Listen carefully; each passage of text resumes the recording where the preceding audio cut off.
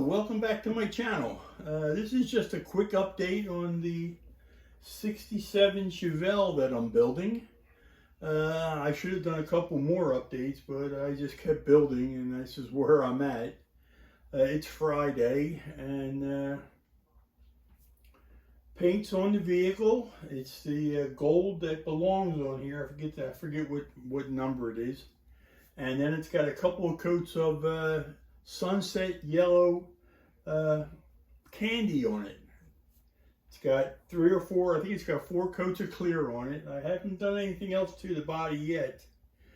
Interior's on its way. Chassis kind of finished. Wheels are on. This is what you're looking at so far for the chassis. Exhaust is not done. Got a roll cage ready for it. That fits in there nice. Engine is a twin turbo 572. I'll bring it down, take a little closer look at it, okay?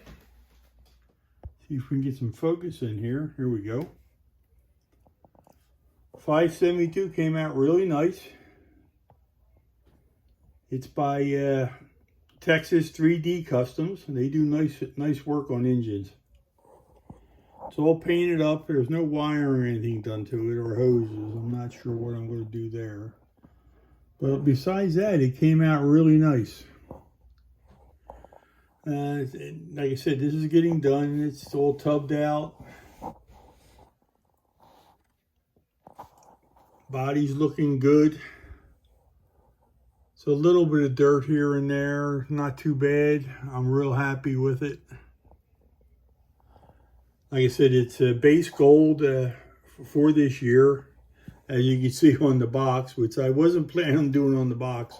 I just wanted to do it in gold because I had a friend back in the early 70s that had one in gold, and but his didn't have candy on it, and I may do a little sanding and polishing. I'm not sure because I'm pretty happy the way it came out, and that's about it on the update.